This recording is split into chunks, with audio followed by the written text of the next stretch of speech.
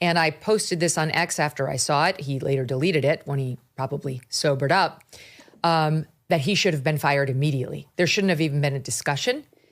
This is beyond question a fireable offense for anyone whose job it is to maintain objectivity and to be trusted by the entire country, not just half of it. ABC News, having seen lots of tweets and feedback like that, announced the next day and told the Megyn Kelly show directly, quote, ABC News stands for objectivity and impartiality in its news coverage and does not condone subjective personal attacks on others. The Post does not reflect the views of ABC News and violated our standards. As a result, Terry Moran has been suspended pending further evaluation from an ABC News spokesperson. Suspended, not fired. Hey, I'm Mediaite funding editor Colby Hall. I'm with editor-in-chief Aidan McLaughlin. Aidan, how are you doing? I'm doing good, Colby. That was something. Yeah, it looks like cancel culture is no longer verboten in some independent right-wing circles, as Terry Moran has been fired from ABC for some poorly thought out tweets. What's your take on all of this? Well, I think there are two separate issues here. The first is that ABC News had its own problems to deal with. Terry Moran, who had been at the network for 28 years, was widely respected internally. He served as chief White House correspondent. I believe his last title was special correspondent. And he was doing pretty well at the network, even though he had been there for 28 years. He had just interviewed Donald Trump, got an interview in the White House. It was good. It was big news. It was well regarded, and he also led the Papal Conclave coverage for ABC News. So he was in this great position. He was getting a lot of momentum, and then he puts out this tweet, which I think is being exaggerated as a criticism of the Trump administration. From my perspective, it was a bit of analysis that had a bit too much emotional language in it. Well, real quickly, what he said was that Stephen Miller, deputy chief of staff and sort of like the spiritual leader of the Trump administration, is fueled by hate and further spiritually nourished by hate. Now, that is analysis, but it's pretty over the top, right? I mean, it's basically, it's almost demonic in its description. And as a result, he was suspended on Sunday after he deleted the tweet, and then we learned that he got fired by ABC yesterday. Yeah, and I think ABC News, was put in a difficult position here. We are in a time where this stuff is going to get seized on and exploited by partisans, and this happens on both sides of the aisle, to the point where Terry Moran should have known better than to step in it in this way. And I do think that a network like ABC News, which is a broadcast network, which has to maintain pretty high standards of objectivity and journalistic rigor, a special correspondent for a network like that can't be posting things like this. Yeah, he made a mistake. Definitely made a mistake. I mean, evidence the fact that he deleted it. And, I think the larger context is that ABC and other major news networks don't want to borrow trouble with the Trump administration when the FCC chair, Brendan Carr, is literally going after news outlets. And I think it purely from a business decision, Disney, parent company of ABC News, just didn't want to borrow the trouble. And, you hear a lot about the sort of authoritarian chilling effect of the Trump administration. I think that's precisely what we're seeing here. If this had happened at any other time, Terry Moran had enough goodwill to sort of live to see another day at ABC.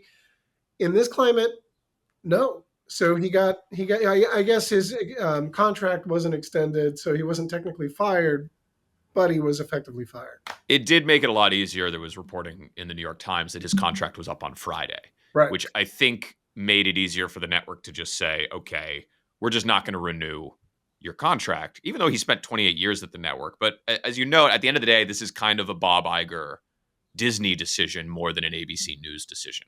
Right. Because with the way that the Trump administration has shown itself willing to wield the government to crack down on Trump's critics, this is not something that ABC News is really in a position to be deciding. It's the parent company. And that's a big problem with the way media ownership works today. I was told by President Trump that he was going to be the free speech president. And it seems that maybe not. I mean, full. This is something that we've seen from, college campuses where the administration is cracking down on speech there, to media outlets, to the president's critics. I mean, the idea that this is an administration bringing back free speech is the most laughable thing in the world. And it's evidenced by what we showed earlier with Megyn Kelly, who has argued for years that cancel culture is, the worst thing that, the liberal media has unleashed on the country. And in many ways, that's right. There was liberals have been far too censorious over the last decade, and it's part of the reason why they're losing so much political power, in my opinion. But the pro-Trump right is just as bad. I mean, you're calling for Terry Moran to be fired over a tweet? Yeah, so the pearl clutching. And I wrote a column about this, like the independent media, the sort of rise of independent media. And Megyn Kelly's a great example of this, because she's never been more influential. She's never, arguably bigger now than she was at Fox News at 9 p.m. Megyn Kelly sort of led the charge to fire Terry Moran. And, I wrote this column that said that, there's this really asymmetric deal going on right now, where independent media people are the first to judge journalists for crossing this line and, basically playing referee and saying, oh, you're not abiding by the rules. But these are rules that they don't abide by at all. And I understand that there's a fine line between journalism and, commentator, being a commentator, analysis, or opinion provider. However, it's if we need the sort of like pristine reservoir of journalism, it's being polluted by this toxic sludge of people that don't abide by those rules. And, these independent journalists like Megyn Kelly, they're getting all the eyeballs, right? They're getting the ratings. And the journalists that are hemmed in and cornered by these really strict rules of being fact-based, they don't survive. They can't succeed. And you could even go more philosophical and say, like, fact-based, truth-based journalism and reporting isn't even feasible in a postmodern world in which everything is subjective, everything is biased. And so it's crazy to me that Megyn Kelly has the temerity to call for Terry Moran to be fired when she, has the worst invective of all time. I mean, yeah, I think Megyn Kelly has made a career in her, post-Sunny NBC morning show era of outrage and invective. I think we have a clip of some of her recent hits that we can play now. So fuck you, Joe Biden, and your sob story about your rich, spoiled presidential kid, Hunter Biden. Fuck you, Dr. Fauci. You don't get to say whether you go. And I think I found the perfect phrase. Go fuck yourselves. Go fuck yourselves, you dishonest jokes. F you, Taylor Swift. And F all of the people who want to see these children have body parts chopped off and watch them sterilized. She's not afraid to call it like she sees it, but she's clearly not a journalist. She'd be the first person to say that she's not a journalist. Actually, just quick fact check there. I looked at this up recently, and she does claim to be a journalist still. I've never claimed to be a journalist because I respect the standards of journalism, but I'm starting to think that like those standards are anachronistic. They're outdated, right? Well, I think your column, which is brilliant, and everyone should go on Mediaite and read it. Thank you. Was spot on, because it truly is an asymmetric playing field here, and this is something I think that's been a problem for the traditional press for years. Where, I started noticing it during the pandemic, when you would have people like Joe Rogan, pointing to all these times that experts had gotten things wrong, right, and saying, oh well, CNN. Claimed this about, ivermectin or whatever, and they got it totally wrong. And so you should not listen to the traditional media. And what is so striking about that is that standard is never applied to the independent media. At least when CNN gets something wrong, they'll correct a story. This case in point with the Terry Moran thing, when a news anchor gets something wrong, ABC News fires them. Right. That is something that would never happen. Right. In independent media. It would never happen at Fox News. A Fox News anchor would never get fired for this kind of post. Right. And, despite all of Fox's criticisms of the mainstream media holds itself up to standards that the independent media would never hold itself up to. I mean, if you go through the laundry list of things that, Joe Rogan and his acolytes got wrong about the pandemic, it would last it would be an entire book. No, thank you. Whereas the That's not a mainstream book I media want to read. doesn't get that much stuff wrong. And so I think that was a great point of your piece, that this is not a standard that the independent media holds itself to, but it is one that the traditional media has to hold itself to. And that creates this incredible asymmetry between the two. And I don't know how it gets resolved here. Well, I don't either. And I feel like it's going to get worse before it gets better. It's not just independent media. And by the way, this is not just a conservative opinion person problem, right? Like, it's the same standards of being able to say whatever they want, analyzing the news and work hard reporting and journalism of others. That also exists on the far left, right? So it's not just Sean Hannity, Tucker Carlson, Megyn Kelly. You could make the same. Although I would say that Rachel Maddow does the same, but she's way more fact-based, even though she's clearly progressive. But that also exists irresponsibly on the left as well. It's not just journalists, however. I mean, if you look at the invective that Stephen Miller has said, he's gone off on, he's called a lot of, media personalities vile and terrible people.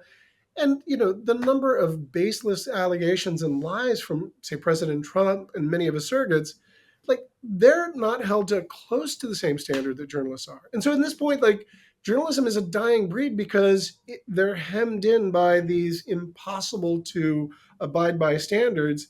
And if they abide by those standards, it doesn't rate, right? Like, so it's easy to envision that, at some point in the not so distant future, like this Kurt Vonnegut style story where there are no more journalists because they can't afford to do it anymore. Everyone's become an opinion person, and yet now we don't have any news for them to talk about. Right. So it's a real problem.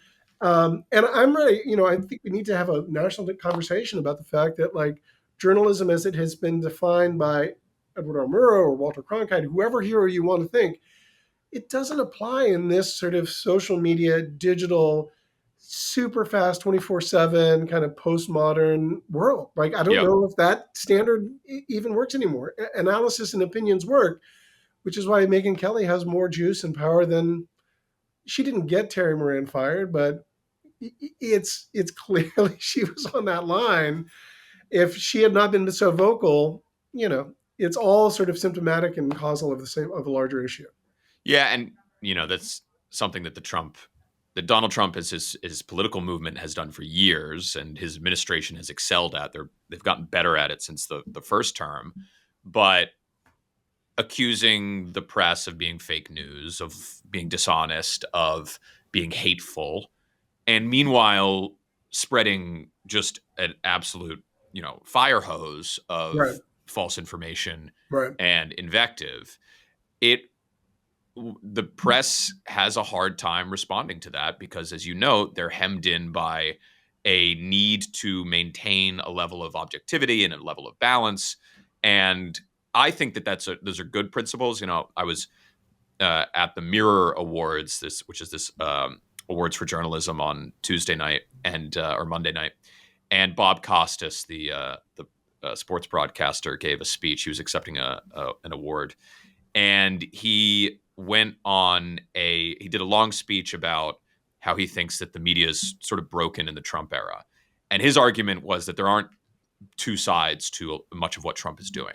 That and compared it to if somebody goes on television and says the earth is flat, and you shouldn't be platforming that voice because the earth is not flat. And so having both sides to issues where there really is only one side to it is not useful, or it's not helping audiences. And so I'm not quite willing to go there. I still think it's worth having, a certain degree of balance when you're covering stories, because I think if you let the press, which is overwhelmingly liberal, decide what truth is, you're going to end up not really having much scrutiny of the sort of common wisdom.